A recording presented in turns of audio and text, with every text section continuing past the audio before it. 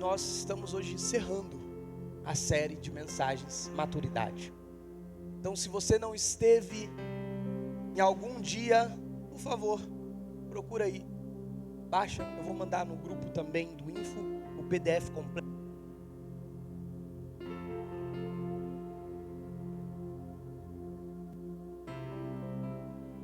Não, foi não. Foi pilha. Foram mais de 50 páginas, tá? Mais de 50 páginas.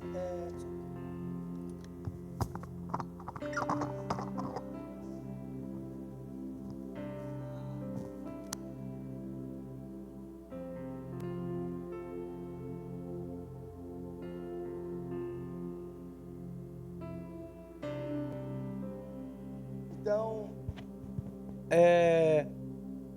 tente acompanhar. Se você não veio algum dia, você pode acompanhar e saber o que foi falado nesses dias, o que foi dito, para que a gente caminhe junto.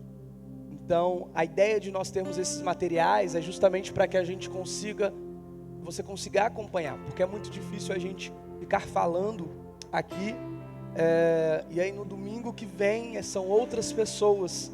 Então, por isso que eu particularmente gosto muito do modelo escola. Não veio, repõe. Não veio de novo, repõe mais uma vez. Passou disso, meu amigo, espera a próxima.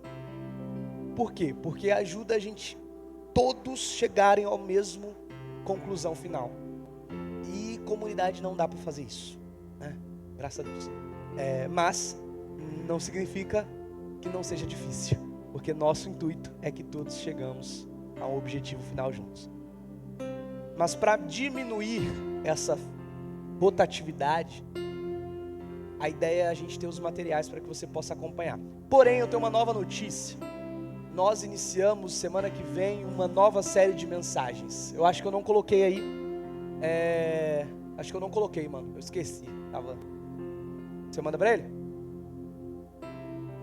Então nós vamos iniciar uma nova série de mensagens. Eu junto com outras pessoas. Eu já tenho compartilhado sobre isso com algumas pessoas. Eu já comecei a receber alguns esboços sobre isso. E nós vamos iniciar esse tema. E eu acredito que vai ser um tempo muito bom para nós. Mas hoje nós finalizamos essa série chamada Maturidade. Vamos lá recapitular rapidinho. Nós começamos, desde quando a igreja inaugurou, nós iniciamos falando sobre a graça, sobre o evangelho da graça. Iniciamos lendo, expondo a carta de Gálatas. Então foi nossa primeira exposição bíblica, foi a carta de Gálatas. Depois nós fomos para os fundamentos da doutrina de Cristo, foi a nossa segunda série, fundamentos da doutrina de Cristo. E depois nós fomos para a maturidade, e agora nós vamos das cartas para a igreja. Pastor, não são as igrejas? Eu vou explicar isso com maior profundidade na semana que vem, mas é para a igreja. Porque as cartas, embora foram escritas para 7 igrejas diferentes, ela se direciona para o corpo de Cristo, para a igreja. Amém? Então, a partir de semana que vem, tem um anseio no seu coração para nós iniciarmos essa série que eu acredito que também será muito boa para nós. Amém? Então, começamos com a série Maturidade. Nós começamos falando que maturidade é justamente nós sermos próximos ou caminharmos todos os dias a um fruto perfeito. O que é maduro? Maduro é você pegar uma banana pronta para consumir. É você pegar uma maçã pronta para consumir. A maçã estará madura, a banana estará madura, enfim, não sei qual a fruta que você gosta. Mas maturidade tem a ver com o processo de adubagem, se essa palavra existe, de preparação, de tempo, de absorção, de qualidade, de maturidade, que vai crescendo e tornando ela disponível ao seu objetivo final. Isso seria maduro. E nós entendemos que nós temos um modelo, um caminho a percorrer para estar num padrão ideal. Temos um propósito. E esse propósito é habitar com Deus. Estava falando com a Aline. Não sei se você sabe qual é o refrão da Bíblia. A Bíblia tem um refrão. O que é refrão? Na música nós falamos que o refrão é o ponto central de toda música. Toda música, ela gira em torno do refrão. Então, quando nós cantamos, tu és digno de tudo, tu és digno de tudo. Esse é o ponto central da música. E o que giraria em torno? Os anjos e os homens cantam. Cantam o quê? Tu és digno de tudo. Então, a ideia de um refrão é tudo gira em torno disso. Quando nós cantamos, é Ele, por Ele que eu estou gastando a minha vida. Aí a gente vai lá e estou preparando um caminho. Para quem? Para Ele, que por Ele eu estou gastando a minha vida. Então, todo refrão, ele é o ponto central de uma poesia. E todo o restante gira em torno desse ponto central. E seria estranho nós lermos uma grande poesia como as Escrituras, como a história da humanidade, e não descobrirmos que ela tem um refrão, e ela tem um refrão. E o refrão das Escrituras nós podemos afirmar veementemente, com toda a propriedade, que é: eu serei o seu Deus, vocês serão o meu povo, e eu habitarei no meio de vós. Esse é o refrão das Escrituras. Tanto é que nós vamos ver toda a história, desde Gênesis, girando em torno disso. Nós vemos também o Senhor falando em Êxodo: olha, fiquem, façam um tabernáculo, porque eu serei o seu Deus, vocês serão o meu povo, eu habitarei no meio de vós. E aí eles fracassam e eles, calma, existe uma promessa: eu serei o seu Deus, vocês serão o meu povo, e eu habitarei no meio de vós. E eles fracassam de novo, e vem Isaías: não, vem o menino nasceu, ele levantará e ele levará de volta o tabernáculo. E aí ele será o nosso Deus, e nós seremos o seu povo, e ele habitará no meio de nós.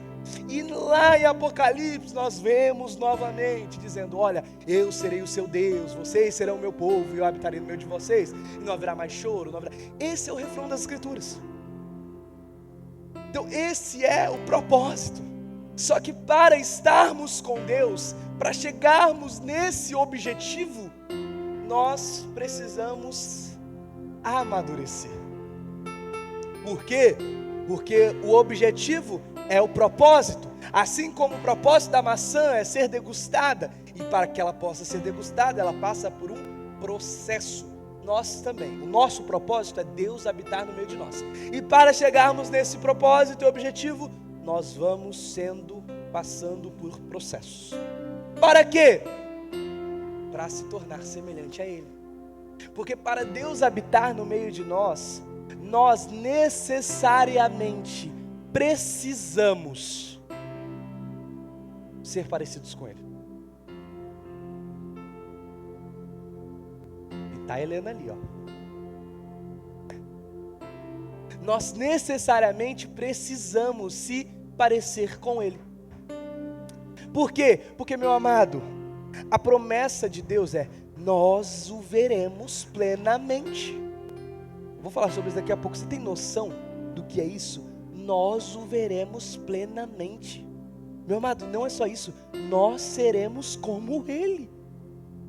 Porque não tem como Deus habitar no meio de uma injustiça e perfeição. Sabe por que não tem como? Porque é impossível em Deus ter algo ruim. Porque Deus é plenamente bom. Deus é plenamente justo. Ele não aceita, não cabe, não tolera iniquidade. E como seremos um com Ele se nós não estivermos parecidos com Ele, sendo plenamente bom e plenamente justo? Então qual é o objetivo do que estamos fazendo? Se parecendo com Ele, sendo igual a Ele. Esse é a verdadeira maturidade. E nós iniciamos aqui dizendo várias coisas. O que é se parecer com Jesus? É falar como Jesus. é ouvir como Jesus, é olhar como Jesus. Nós falamos aqui durante várias semanas que você precisa olhar para o seu irmão com o olhar de Jesus. Ah, meu amado, como é difícil. Como é difícil, e eu estou provando isso na pele, como é difícil as pessoas olharem para você, falarem de você, e você tem que experimentar e enxergar que aquela pessoa tem uma finalidade boa. Porque esse é o olhar de Jesus, afinal. Nós vemos que isso é um pouco distante do Evangelho, porque nós vamos falar de uma polêmica agora, a polêmica do jogo da Copa, muda para 10 horas, muda para 6 horas, graças a Deus que o nosso culto é de manhã, eu não precisei entrar nessa polêmica, glória a Deus. Oi? Muda para Copa, muda para 10, muda para 6, muda, é errado, é certo, graças a Deus, nós já éramos 10 horas da manhã e nada interferiu, glória a Deus por isso. Mas você vê que de um lado é falado assim: vocês são religiosos, vocês estão errados, vocês querem. E do outro a fala é: não, vocês estão indo ao mundo, vocês estão seguindo o mundo. E o olhar um do outro sempre é identificar o mal do outro.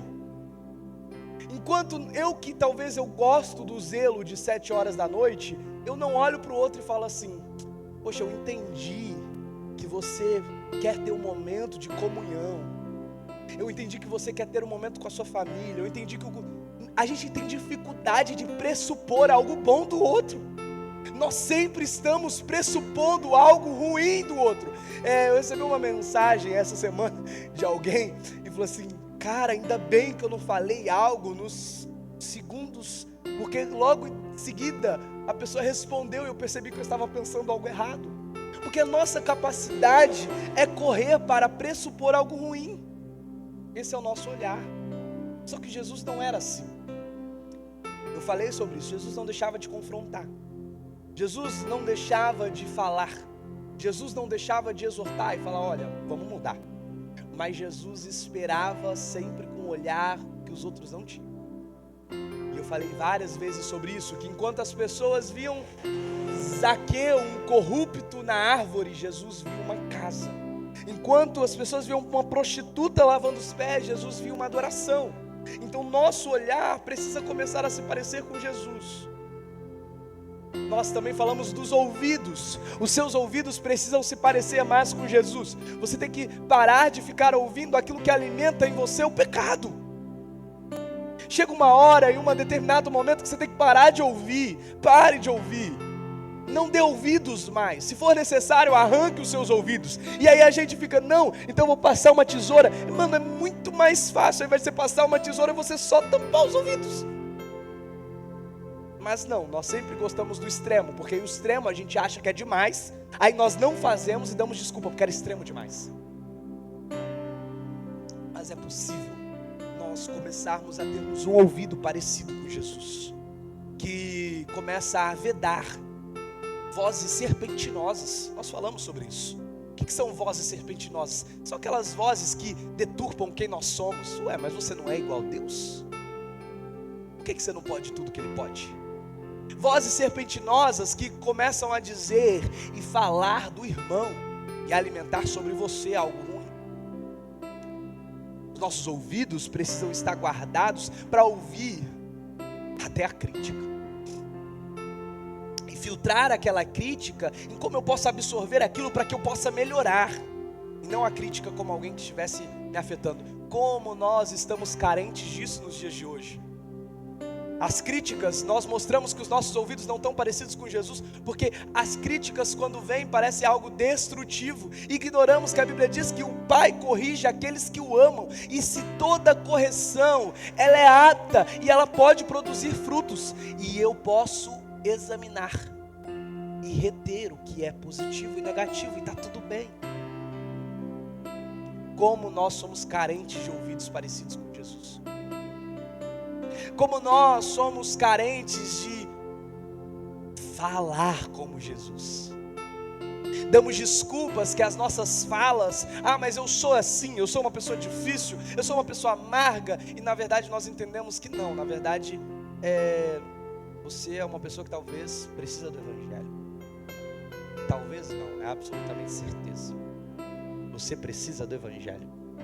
Porque se você fala bruto demais, se você é arrogante demais no seu falar, significa que você é arrogante, você é mau. Porque a Bíblia diz que a boca expõe verdades do coração. Então quando na verdade eu exponho amargura, é porque o meu coração é amargo. E aí nós vimos como pode jorrar da água, da mesma fonte, água doce e água salgada, não tem como. Então se sua boca está amarga, você precisa se voltar urgentemente para Jesus, porque Ele é a fonte de vida e de água doce.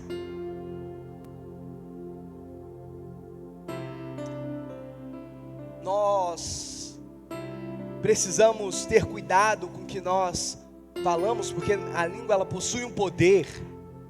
E eu disse isso na semana passada, a língua tem um poder feroz, mas não o poder que nós aprendemos. Cuidado com o que você fala, porque a boca fala a boca fala e dá vida e dá criação. Se você falar que você vai ficar doente, você vai ficar doente, e depende. O poder da confissão positiva, eu vou prosperar, e aí um monte de gente começa, eu vou prosperar. E aí quando dá errado, fala, você teve pouca fé. Mas não, essa não é o poder que a Bíblia fala. A língua tem o poder sim para ferir, para gerar vida. Em qual sentido? Eu animar alguém que está desanimado, ou eu desanimar alguém que está animado. E isso é o poder da palavra. E eu não estou dizendo, e aqui fica algo registrado, eu até estava ontem, eu vi algo e eu achei interessante reforçar isso aqui. Eu não estou dizendo que você deve ficar falando coisas negativas. Eu acredito sim no poder da palavra positiva. Em qual sentido? Mental, 100% mental e psicológico. Não é não? Faz mal, tá? Faz mal pro mental você ficar falando coisas. Por quê? Meu amigo, a sua mente, ela é um negócio muito difícil. Aí, ó. Raça de víboras, como podem vocês, que são maus, dizer coisas boas, pois a boca fala que o coração está cheio. E aí, o que acontece? Você está lá, e aí você está dizendo, eu não consigo, eu não consigo, eu não consigo, eu não consigo. O que a sua mente ela vai já ter facilidade? Porque sua mente está trabalhando o tempo todo. É uma máquina, é um comando, e ela está o tempo todo trabalhando, ela está o tempo todo trabalhando. E aí ela vai falar assim, cara, não consegue, nem vamos se preocupar com isso, vamos para outra coisa. E ela não se desgasta para processar aquilo. Então isso mentalmente, psicologicamente não é saudável mesmo, tá? É tanto que se a gente fizesse um teste, ficasse falando sobre carros, né? Vamos falar sobre carro vermelho, e ficássemos aqui falando de carro vermelho, carro vermelho, carro vermelho, carro vermelho. Quando você passasse na rua, o primeiro carro que você chamaria atenção é o vermelho, o que talvez você não chamaria atenção em outras oportunidades, porque nós destacamos para sua mente um ponto que ele vai chamar atenção, e aí o carro passa e é justamente vermelho. Por que nós temos essa habilidade? Pode ter passado 1000 carros vermelhos e eu não percebi, mas o que passou agora eu vou chamar atenção, porque eu destaquei isso na minha mente. E é nesse sentido que nós acreditamos, no psicológico, no neural. Então você ficar falando, é incrível, gente, o poder da fala nesse sentido é incrível, porque ainda mais quando você não tem uma maturidade de escuta, você se corrompe fácil. Ontem a gente brincando de imagem e ação, era incrível, né? A gente tinha algumas pessoas que a gente falava e a pessoa mas tinha outras pessoas que se destabilizavam, né? Teve uma pessoa que o Douglas começou a falar, não, que você não consegue, ela já parou, esqueceu que o tempo estava rodando, já começou a reclamar com o Douglas, e falou assim, Douglas, e o tempo está correndo, volta! E você vê que então, nós não estamos dizendo que a fala, ela não tem uma capacidade mental e neural, e tem. Agora nós estamos dizendo que o mundo espiritual, meu amigo, deixa eu te contar um negócio, o mundo espiritual, vou dar um exemplo de que provavelmente você aprendeu, e eu também aprendi e ensinei assim, misericórdia. Não fala. Vou até falar algo pior, não fala. Porque se você falar, o diabo vai ouvir o que você falou, vai pegar a sua fala e vai chegar diante de Deus e falar, ele falou, então eu posso, ele deu a legalidade. E aí, meu amado, em qual base bíblica que nós dizemos isso, eu não sei, porque porque eu já disse isso.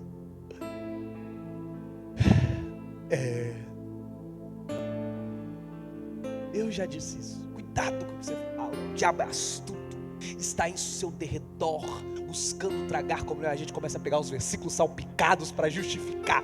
Está buscando tragar em volta para pegar e coletar as falas daquilo que você fala e chegar diante de Deus e...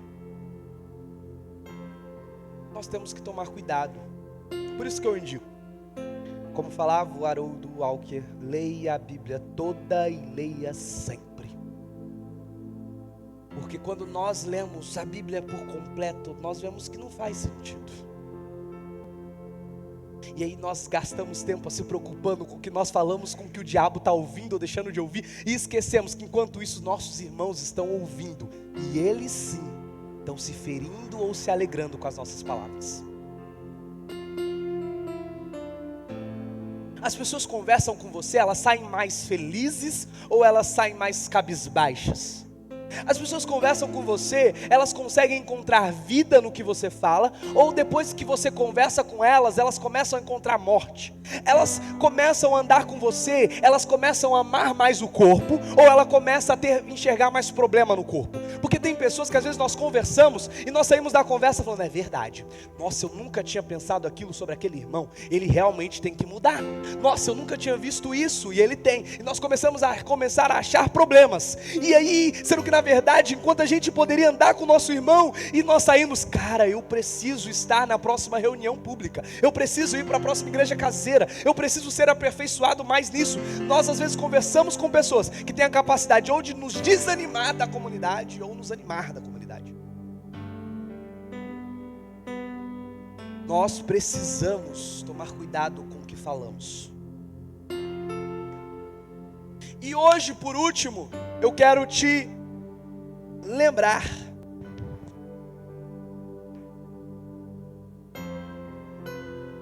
quero terminar essa série dizendo, primeira pergunta, você entendeu que todos nós temos alguma parte que precisamos amadurecer? Que se você, meu amado, deixa eu te contar um negócio, não se espante, mas se quiser se espantar também, o problema é seu e eu não vou mudar a mensagem. Se você acha que você não tem nada a mudar, se você ouviu essas séries todas e você acha que você não tem que melhorar a sua palavra, que você não tem que melhorar o jeito que você fala, ou talvez você viu, não, eu até que falo, mas o jeito que eu olho está tranquilo. Mas se você não conseguiu identificar em nenhuma desses pontos da série que nós falamos, você não identificou nada, eu quero te fazer um convite com muito amor. Vá embora, porque esse lugar não é para você. Pastor, você está expulsando da igreja? Não, eu estou convidando a se retirar. Porque o evangelho não é para você. O evangelho é para pessoas que reconhecem que precisam mudar, melhorar. E talvez você não precisa de um salvador, porque você se encontrou em você mesmo e você é capaz de se salvar. Esse lugar é para pessoas que observam e falam, eu sou ruim e graças a Deus que Ele me salva de mim mesmo. Então, meu amado, se você não identificou que você fala mal, ouve mal, vê mal, ou talvez não foi os três, mas pelo menos um deles, meu amado, vai embora. Porque senão nós iremos te corromper. Nós iremos te corromper ao ponto que você ou vai enlouquecer. Porque a verdade do evangelho, ela enlouquece aqueles que não estão nele. E aí você vai se ver maluco, fazendo coisas que você nunca se viu fazer.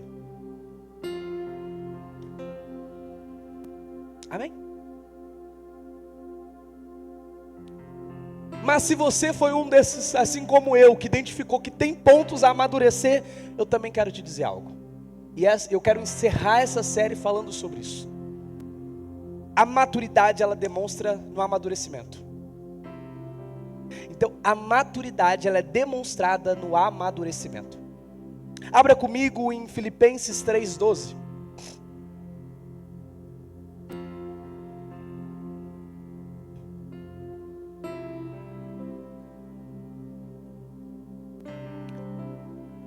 Não que eu já tenha obtido tudo isso que eu tenho dito, ou tenha sido aperfeiçoado, mas prossigo para alcançar, pois para isso também fui alcançado por Cristo Jesus. Volta pro 1. Nós vamos ir pulando. Finalmente, meus irmãos, alegrem-se no Senhor. Escrever a vocês as mesmas coisas, que não é problema para mim, é uma segurança para vocês. Cuidado com os cães, cuidado com esses que praticam o mal, cuidado com a falsa circuncisão. Pois nós que somos a circuncisão, os que servimos a Deus em espírito, nos gloriamos em Cristo Jesus e não confiamos na carne. Ou seja, você não confia na carne, você não confia na sua boca natural, no seu olho natural, no seu ouvido natural. Você confia em Jesus. Embora eu mesmo tenha razões para ter tal confiança na carne. Se alguém pensa que tem razão para confiar na carne, eu ainda mais. Circuncidado no 8º dia da vida, pertencente ao povo de Israel, à tribo de Benjamim, hebreu dos hebreus. Quanto à lei, sou fariseu. Quanto ao zelo, perseguidor da igreja. Quanto à justiça que há na lei, irrepreensível. Contudo, o que para mim era lucro, passei a considerar como perda, por causa de Cristo. Mais do que isso, considero tudo como perda, comparando com a suprema grandeza do conhecimento de Cristo Jesus, o meu Senhor. Por quem perdi todas as coisas, eu a considero como esterco para poder ganhar Cristo e ser encontrado nele, não tendo a minha própria justiça, que procede da lei, mas a que vem por meio da fé em Cristo Jesus, a justiça que procede de Deus e se baseia na fé. Quero conhecer Cristo, o poder da sua ressurreição e a participação do seu sofrimento. Ele está falando assim, cara, eu demonstrei frutos, mas eu quero agora conhecer a ressurreição. O que ele está querendo dizer? Ele está falando assim, cara, eu quero poder eu morri, só que agora eu estou tentando ressuscitar parecido com ele. Eu quero conhecer esse poder de ressurreição. Eu quero falar como ele, eu quero ver como ele, eu quero ouvir como ele, porque eu perdi tudo por amor a ele, mas eu ainda estou ressuscitando com ele. Eu quero aprender agora, eu quero fazer parte da sua ressurreição, parte do seu sofrimento, de ouvir coisas que me desagradam e ficar calado, de ver coisas que me desagradam e ficar calado, para que de alguma forma alcançar a ressurreição dentre os mortos. Não que eu já tenha obtido tudo isso, ou tenha sido aperfeiçoado, mas eu prossigo para alcançar, pois por isso também fui alcançado por Cristo Jesus. Irmãos, não penso que eu mesmo já tenha alcançado, mas uma coisa eu faço, esquecendo-me das coisas que para trás ficam, e avanço para que estão adiante. Prossigo para o alvo, a fim de ganhar o prêmio do chamado celestial de Deus em Cristo Jesus. Todos nós que alcançamos a maturidade devemos ver as coisas dessa forma. Então, o símbolo de maturidade é enxergar isso. E se em algum aspecto vocês pensam de modo diferente, isso também Deus esclarecerá.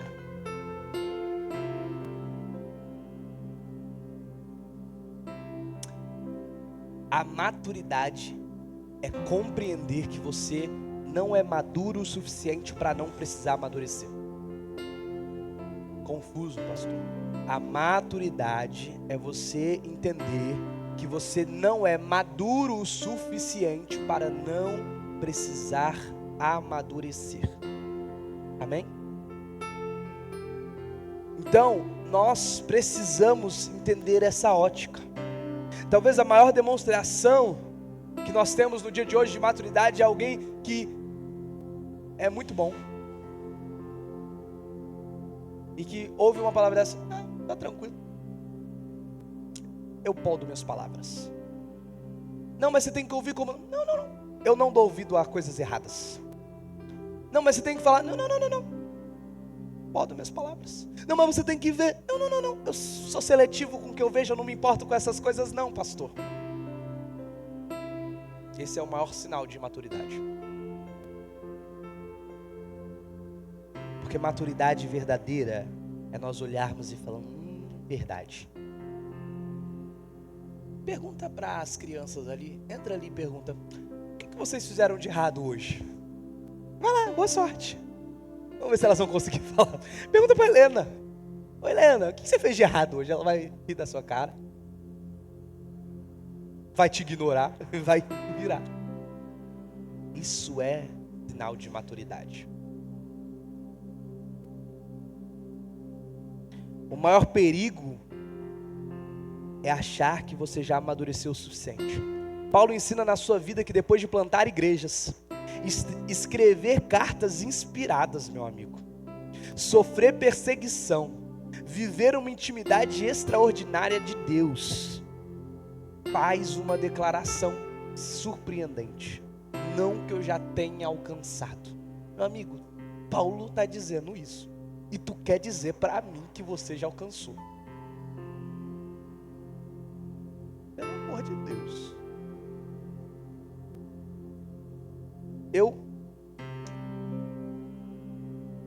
Eu acho que isso precisa ecoar nos nossos corações. Porque o que está de pé, cuide para que não caia. O tempo todo, meu amigo. A maturidade completa. E aí você deve estar falando assim, pastor, mas então e agora? Porque eu aprendi, eu estou tentando me controlar mais um pouquinho, eu estou tentando me controlar. Mas o Senhor falou da fala, e essa semana eu falei. Xinguei os meus irmãos. Xinguei no pensamento. Falei, escrevi. Ai meu Deus. Não sei. Alguns entenderam, né? Alguns escreveram aí. Inclusive tive que apagar. Meu amado, deixa eu te dizer algo. Graças a Deus que o processo ainda não acabou. Abra comigo em 1 João 3:2. Glória a Deus, porque isso nos anima. 1 João 3:2.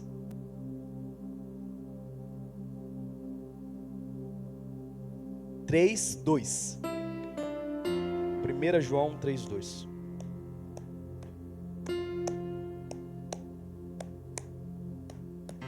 Amados, agora somos filhos de Deus. Aleluia. Deixa eu te dizer algo. Você é filho de Deus. Glória a Deus. Nós falamos sobre isso quantas vezes aqui? Quantas vezes? Quantas vezes que nós falamos? Eu vou até confirmar aqui, ó. Meu pastor não sabe de tudo, amém? Glória a Deus por isso.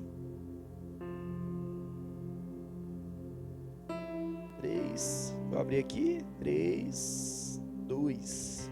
Vou até confirmar aqui, ó. Cadê? Aqui. Vamos achar aqui o original. Não falar asneiras, né? Isso é importante. Eu pareço só alguém que fala sem pensar, gente. Só pareço. Prometo que eu não faço isso de verdade. 1 João. Pastor, você está parando para confirmar algo na Bíblia. Importante, meu amado.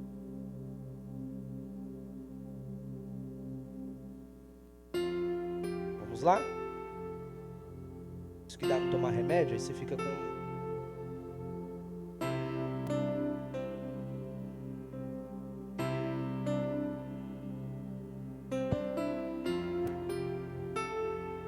Olha só o que está escrito. Então, está confirmado. Olha só o que está. Olha só que palavra aqui. Aqui, meu amado, ó. Você vê, ó. Ele vê junto comigo, tá? Vou fazer ele colocar ali não, porque... Calma aí.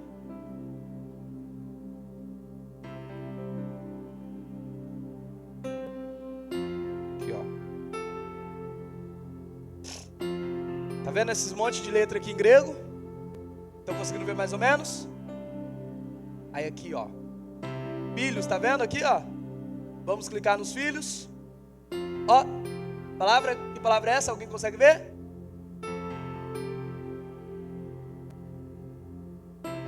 Teknon.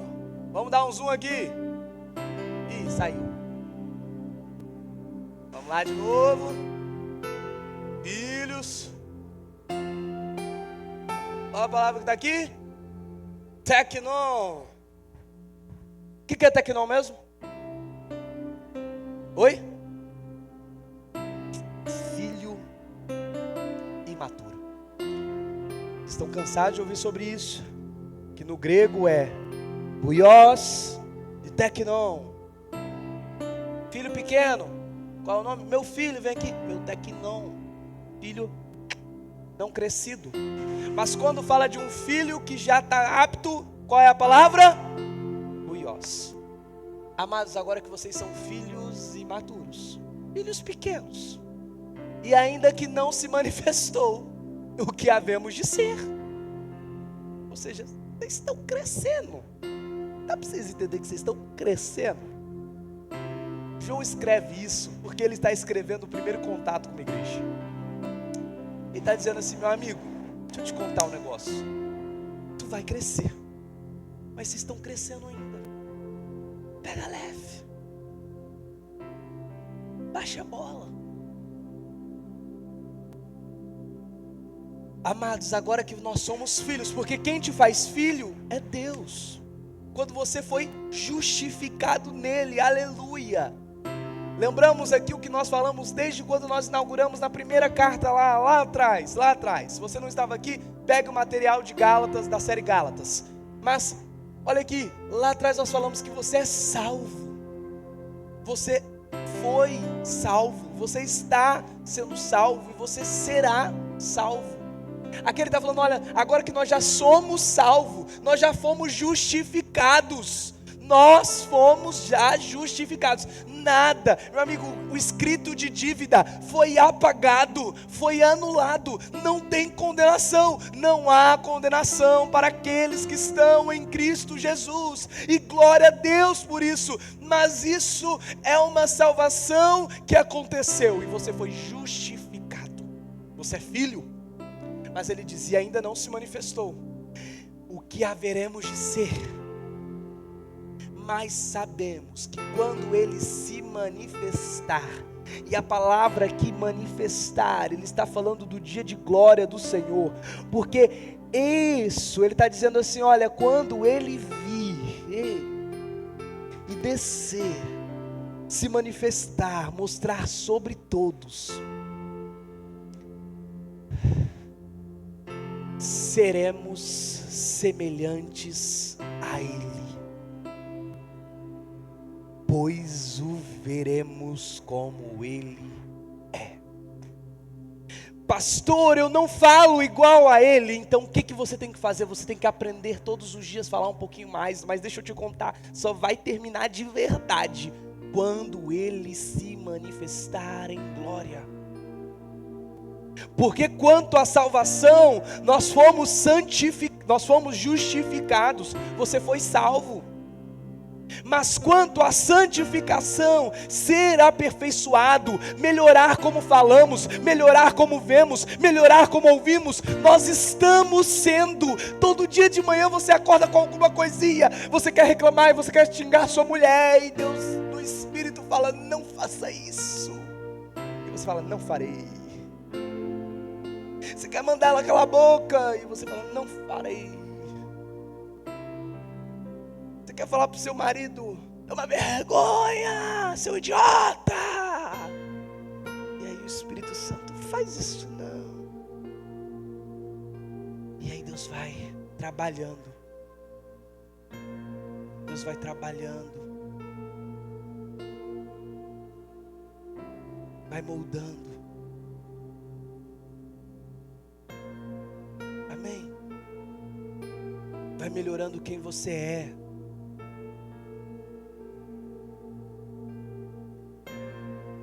Isso é santificação. Quanto à salvação, nós fomos justificados. Nós estamos sendo santificados, mas nós seremos glorificados. O que quer ser glorificado, meu amado? É se parecer com Ele, é ser semelhante a Ele, e aí sim você será maduro, que quando alguém falar e pisar no seu calo, você não vai xingar, você não vai pensar em xingar, você não vai falar, você não vai ter maledicência, você não vai ter fofoca, você não vai... É nesse dia. Nós precisamos só guardar esse dia e ficar sentado? Não, nós seremos santificados, mas o descanso é Ele se manifestará, e quando esse dia chegar, eu serei como Ele. Isso nos traz descanso ao mundo que nos cobra tanto às vezes, porque de um lado nós temos dois caminhos: pessoas que se acomodaram no pecado e ficam mergulhados no pecado, mas do outro nós temos pessoas legalistas que querem ser perfeitas, enquanto Jesus não chama isso. Eu não vou dizer que querem ser perfeitas, porque querer ser perfeito é algo bom, mas eu estou dizendo achar que conseguiu isso, ou cobrar do outro, que é pior ainda. Perceba a tensão do texto. Agora somos, mas ainda não somos. Essa é a tensão do texto. Olha, agora nós somos, mas ainda não. Oi? Agora somos e ainda não. Calvinistão. Agora somos e ainda não. Essa é a tensão, sabe, do evangelho. É a mesma coisa do reino. Ainda já está, mas ainda não.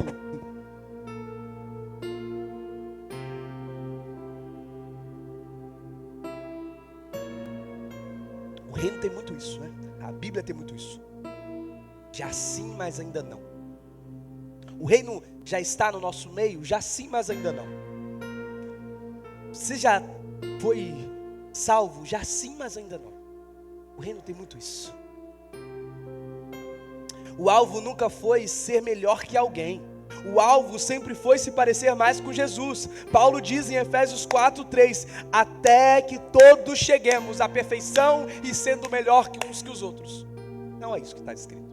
Ele diz: até que todos cheguemos à medida, à estatura da plenitude de Cristo. E quando vai acontecer? Quando Ele se manifestar em glória.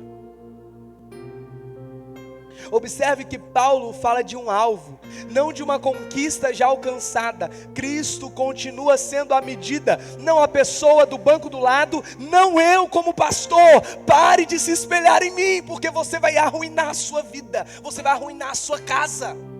Pare de fazer bezerros de ouro. E o pastor, muitas das vezes, os pastores têm sido feitos bezerros de ouro, porque parece que nós atacamos a igreja quando apontamos coisas falhas em pastores, mas isso não é bíblico, porque bezerro de ouro não existe mais. Ele foi quebrado por Moisés, acabou. A igreja é a igreja.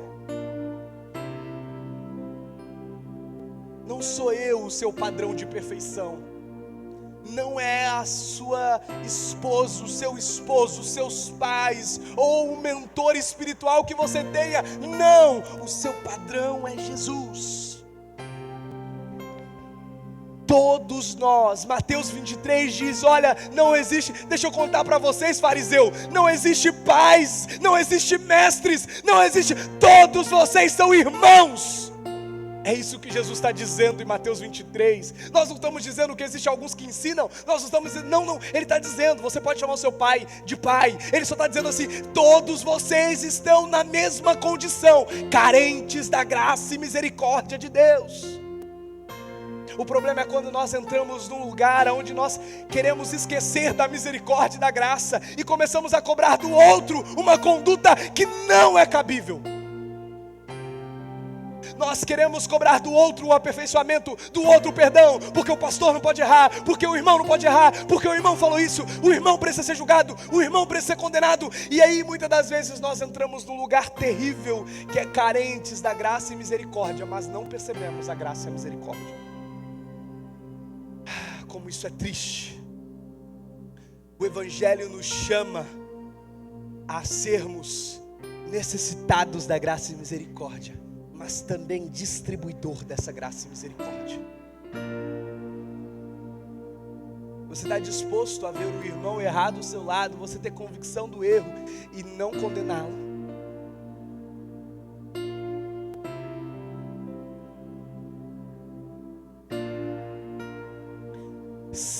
Não, a igreja está inteira em construção. Existe algo muito libertador em lembrar disso. Você ainda está sendo transformado. O seu cônjuge ainda está sendo transformado. Os seus filhos ainda estão sendo. O seu pastor também, os seus líderes também. A igreja inteira continua sendo uma obra em andamento. Paulo escreve em Filipenses: aquele que começou a boa obra há de completar até o dia de Cristo Jesus. Filipenses 1:6. Aquele que começou a boa obra em vós há de completar. Meu amado, quem começou a obra foi Deus, não foi você. E quem vai terminar a obra também é Deus e não é você. Por isso, pare de exigir perfeição das pessoas que Deus ainda está aperfeiçoando. Pare de tirar o trono de Deus dentro da igreja. Porque nós fazemos isso quando nós queremos ser juízes de misericórdia e graça. Você merece e você não. Nós, na verdade, queremos derrubar o trono de Deus, quando na verdade só Ele cabe estar no trono, dizendo quem merece e não merece, quem tem e não tem, quem Ele dá e quem Ele não dá. Como dizia Marcos Teles, a quem o Pai chama de filho, cabe nós apenas chamarmos de irmãos. Temos que parar de exigir uma perfeição do que o próprio Deus está aperfeiçoando. Ou você se acha que Deus não é digno de estar naquele lugar? Porque essa é a realidade. A impaciência muitas vezes nasce quando esperamos dos outros aquilo que Deus prometeu entregar apenas na glorificação. E eu não estou falando contra a exortação mútua. Isso é bíblico. Efésios nos mostra isso. Mas nós estamos falando que a exortação, ela deve coexistir com a misericórdia e graça. O problema é que as pessoas, elas confundem e acham que não pode haver exortação sem ter misericórdia, e não pode haver misericórdia sem ter exortação. Não, você não está sendo misericordioso, então você não pode falar nada. Não, o Evangelho chama nós para exortarmos uns aos outros, sim. Mas então quando você exortar, você tem que falar, você é ruim, você é podre, você não chegou. Não, porque a misericórdia cabe também. Então essa é o equilíbrio de todas as coisas, chamado Evangelho. Jesus fazia os dois. Chamava ao arrependimento e caminhava com pessoas imperfeitas. Esse é o nosso Jesus, meu amado. O mesmo Jesus que está falando, não ameis esse mundo, está andando com Judas que está guardando os tesourinhos no bolso. O mesmo Jesus que está falando assim, olha, me amem mais, aquele que não amar. Ele disse, vocês lembram o que Jesus disse para Pedro? Olha, aquele que não me segue, aquele que não abandona, aquele que não deixa pai, mãe, todo mundo, por amor a mim, não é digno de mim. Deixa que os mortos sepultem seus mortos. É isso que Jesus está dizendo. Mas ele anda com Pedro, que iria negá-lo e iria abandoná-lo. Esse é o mistério do Evangelho. O mesmo arrependimento que nós pregamos, nós estamos dispostos a andar com pessoas que não alcançaram.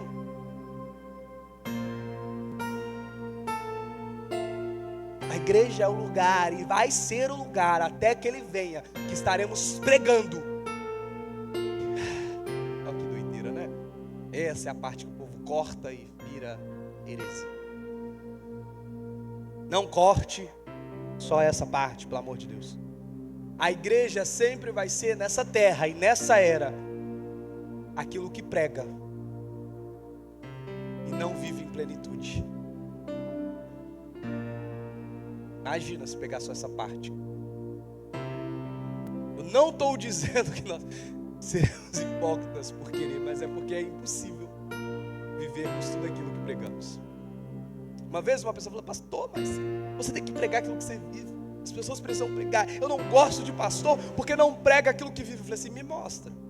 Quem foi que pregou aquilo que vive? Porque provavelmente deve estar pregando 3 partes da Bíblia só. Todos pecaram e foram destruídos na glória de Deus. Porque não tem como, meu amado. Então deixa eu te contar um negócio. Você criou a expectativa que eu prego tudo que eu vivo, você está enganado. Agora uma coisa eu te digo veementemente: eu prossigo para alcançar esse caminho pela plena vocação de Cristo Jesus. Não que eu já tenha alcançado, mas eu estou indo lá. E no meio do caminho vocês vão ver lugares que eu não alcancei, mas eu estou indo. E esse é o convite de Deus. Então não, se as pessoas estão no mundo esperando uma igreja que é tão perfeitinha, que não tem fofoca, mas eles falam contra a fofoca, eles são fofoqueiros. Infelizmente tem uns fofoqueiros no nosso meio. Mas eles dizem que não são mentirosos, mas tem uns mentirosos. Infelizmente tem uns mentirosos no nosso meio. Mas tem, graças a Deus que Jesus veio nos mudar. Pastor, então eu posso continuar sendo assim. Você não foi salvo. Você é alvo da ira de Deus e não da misericórdia. Você é alvo da ira de Deus. Se você não consegue identificar que você precisa mudar e você não está buscando mudar, você é alvo da ira de Deus. E quem diz isso é a palavra. Mas se você busca, e você todo dia tenta buscar um pouco mais, como Paulo diz, de glória em glória, então deixa eu te contar, vamos lá, que é esse lugar que nós estamos. Estou concluindo. Continue amadurecendo, busque crescer, busque conhecer mais a Cristo, busque amar mais, servir mais, perdoar mais, discernir mais, mas faça isso sem uma ansiedade. Porque Jesus não foi alguém que se enganou quando disse: olha, deixe cada dia o seu mal. Estava dizendo isso: para de fazer o que eu tenho que fazer, que é te aperfeiçoar na força, porque a minha força opera na tua fraqueza. Então para, mas busque a mim. Aí nós vemos pessoas caídas em culpa dentro da igreja, que não conseguem se perdoar porque elas têm falhas e dificuldades. Eu não estou dizendo para você continuar nos seus pecados, mas eu estou falando assim: nele nós depositamos as nossas fraquezas. Porque a maturidade não é uma corrida para provar alguma coisa, é uma caminhada ao lado daquele que prometeu e completará a boa obra, até que ele venha. Toda a santificação acontece entre 2 dias: o dia em que Cristo nos encontrou e o dia em que Ele voltará. Até lá, nós continuamos aprendendo, nós continuamos tropeçando e levantando, continuamos sendo confrontados pela palavra, continuamos sendo confrontados pelo Espírito, continuamos amadurecendo. 2 Coríntios 3,18. 2 Coríntios 3,18. Assim todos nós que com a face descoberta contemplamos a glória do Senhor, estamos sendo transformados segundo a imagem com glória cada vez maior, a qual vez do Senhor, que é o Espírito. Essa expressão de glória é profundamente significativa. A transformação cristã não é instantânea, ela é progressiva. Cada etapa de santificação nos conforma mais à imagem de Cristo. Porém, essa conformidade só é alcançada na plenitude. Um dia seremos semelhante a Ele. Se pudéssemos resumir, nós diríamos que nós vivemos entre a cruz e a glória, já reconciliados, mas ainda sendo transformados, já filhos, mas ainda aguardando a plena manifestação dessa filiação. É por isso que a maturidade cristã nunca produz arrogância, mas humildade. O maduro que sabe que avançou pela graça e sabe igualmente que ainda depende dessa mesma graça até o dia que verá a face do seu Senhor.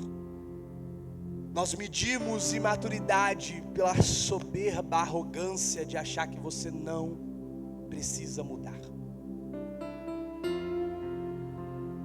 Nós somos chamados ao convite de uma transformação até que Ele venha. Fique de pé.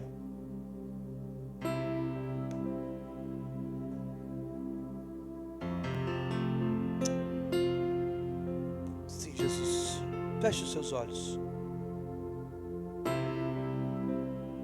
Se você pode, eu queria fazer algo diferente. Agora que você ficou de pé, você não tem problema no joelho, eu queria que você dobrasse o seu joelho, de preferência em direção à cadeira.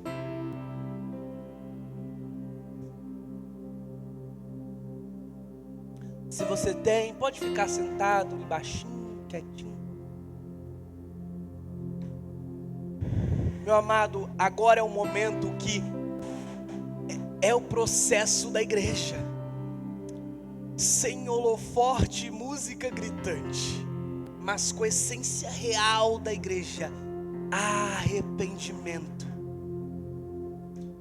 Meu amado, eu não sei você, mas eu tenho muita coisa que eu preciso me parecer com Ele.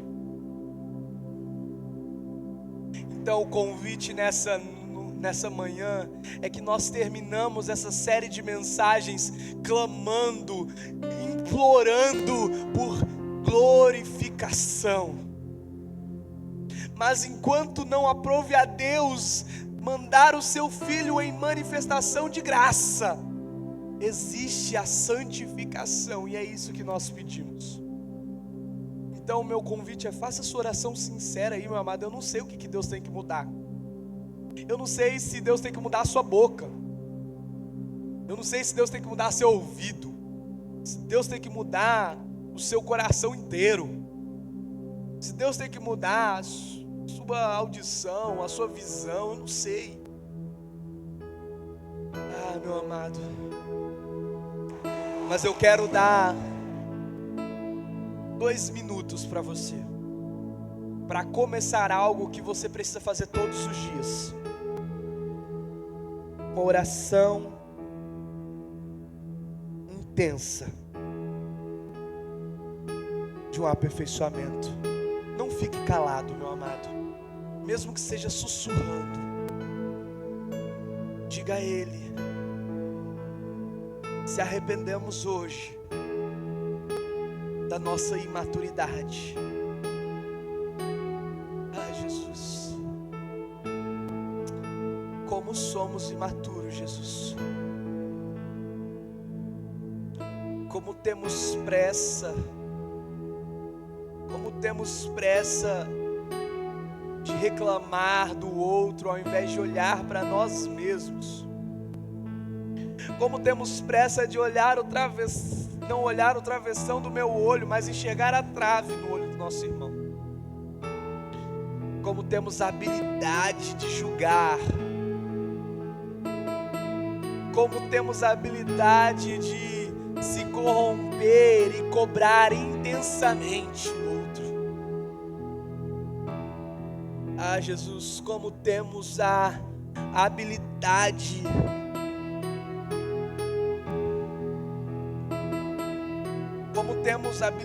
de reclamarmos dos outros. Como temos a habilidade de enxergar o mal no outro.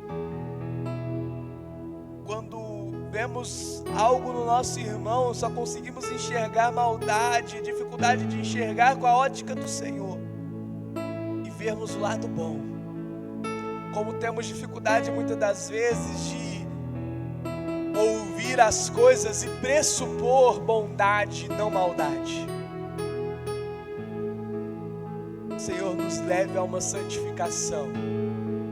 Nos leve a se parecer com o Senhor. Nos leve a se parecer com a Tua bondade. Nos leve a se parecer com quem o Senhor é, Jesus. Espírito Santo, nos convença do pecado, da justiça e do juízo. Espírito, nos mostre às vezes que nós não queremos aceitar como somos maus, nos mostre, nos convença, Espírito de Deus. Espírito Santo, às vezes que temos dificuldade de assumir os nossos erros, as nossas falhas, as nossas dificuldades, nos convença, Jesus. Nos convença, Jesus. Nos ajude a convencer-nos. Nos ajude a se convencer. Nossa oração essa manhã é que o Senhor mude quem nós somos todos os dias. Mas também é clamarmos pelo dia que o Senhor há de glorificarmos, aonde todos os nossos problemas sumirão, não porque nós achamos um amuleto, mas é porque nós encontramos a fonte de solução de todos os problemas da humanidade. Cristo em nós é a esperança da glória. Em nome de Jesus, nós oramos e te agradecemos.